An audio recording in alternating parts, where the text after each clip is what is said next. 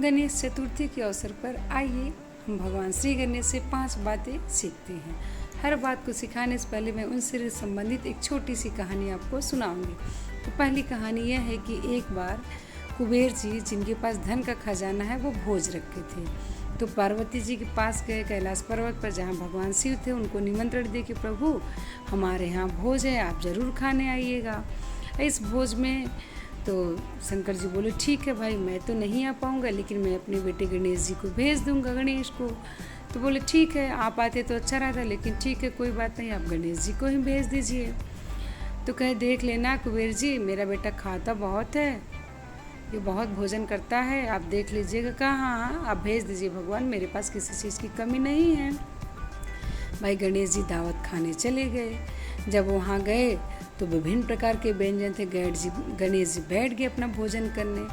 उनको भोजन लोग परोसते जा रहे थे, वो खाते जा रहे थे, खाते जा रहे थे, खाते जा रहे थे। और उनका पूरा जो है जितना भोजन पकाया हुआ था सब खत्म हो गया था। फिर कुबेर जी आदेश दिए कि और भोजन पकाया जाए, और भोजन पकाया गया, वो भी खा गए। इसी तरह से उनके पूरा अन्न का भंडार समाप्त हो गया। वो देख रहे हैं कि अरे अब तो मेरी बेइज्जती हो जाएगी, मेरे बहुत सारे भी जो देवता हैं, मेहमान हैं, पड़े हुए हैं। तो दौड़ के भगवान शिव के पास कैलाश पर्वत पर गए और उनसे आग्रह करने लगे, भगवान गणेश जी तो सचमुच बहुत खा रहे हैं। तो कहें हाँ, कहें अब मैं क्या करूँ, क्या आप जाइए प्रेम से उनको चावल परोस दीजिए, एक मुट्ठी चावल से ही वो संतृप्त हो जाएंगे। तो कुबेर जी गए और प्रेम से उनको एक मुट्ठी चावल परोस दिए और वो उस चावल को खा करके तृप्त हो गए।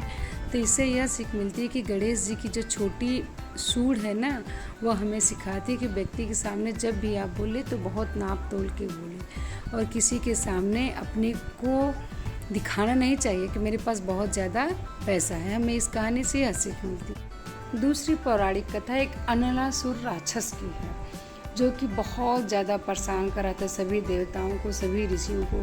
सभी लोग इनसे परेशान हो गए थे। तो भगवान शिव के पास गए और बोले कि अनलासुर से हमारी रक्षा करिए, असुर हम लोग को बहुत परेशान कर रहा है। तो शिव जी कहे कि इससे आपकी रक्षा तो हमारा पुत्र गणेश ही करेगा।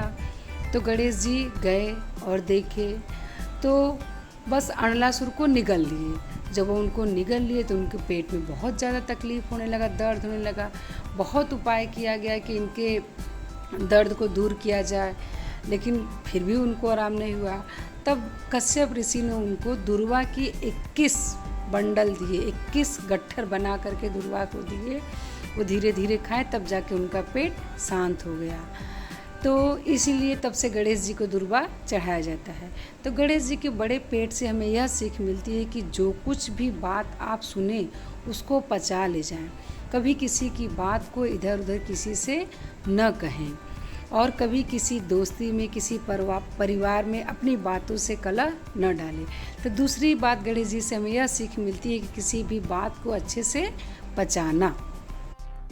तीसरी बड़ी बात जो भगवान गणेश से हमको सीखने को मिलती है वो है उनके बड़े कान।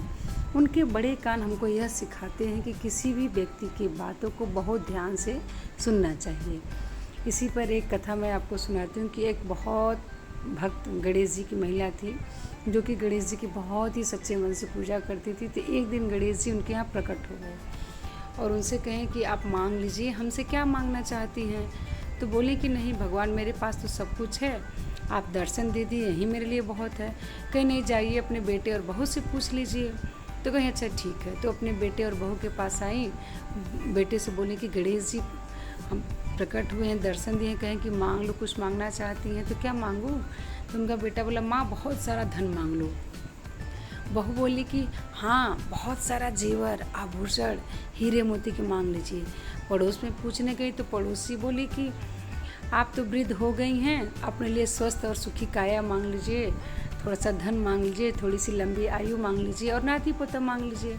तो भगवान के पास जब वो बूढ़ी अम्मा आई तो बोली कि भगवान, मुझे 9 करोड़ की माया दे दीजिए, सुखी काया दे दीजिए, नाती पोता दे दीजिए और दीर्घायु कर दीजिए, मेरे परिवार के सभी लोग सुखी से रहें। तो बोले, अरे वाह, आपने तो सब कुछ मांग लिया, लेकिन ठीक है, मैं आपको वचन दिया हूँ तो मैं आपको सब कुछ देता हूँ। तो जैसे भगवान उस बूढ़ी अम्मा को सब कुछ दिए, वैसे ही हम सबको सब कुछ दें और यह करके भगवान अंतर ध्यान हो गए। तो इससे हमें यह सीख मिलती है कि आप जहाँ भी रहे वहाँ पे आप अपनी बातों को, लोग बात क्या करें उसको ध्यान से सुने। गणेश जी की बड़े कान हमें यही सिखाते हैं कि आप जहाँ पे हैं वहाँ के लोग आपस में क्या बात करें, इस बात को आप ध्यान से सुने और उस पर विचार करें। इस चौथी कथा में गणेश जी एक दिन मुनि पुत्रों के साथ उनके आश्रम में खेल रहे थे। तो वहाँ पे कुछ नाग कन्याएं उनके साथ खेलने लगी और उनसे बोली कि आप हमारे पाताल लोक में भी चलिए, वहाँ भी हम लोग खेलेंगे। तो गणेश जी उनके साथ पाताल लोक में चले गए। तो वहाँ पाताल लोक में एक वासुकी नाग था।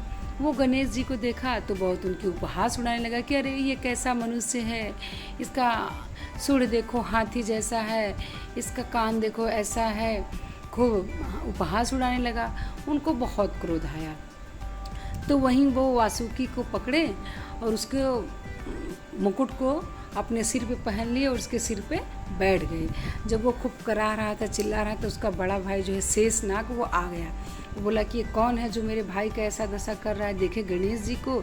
तो कहले अरे भगवान आप कैसे, तो वो बता दिए। तभी से वो गणेश जी को पाताल लोक का स्वामी बना दिया।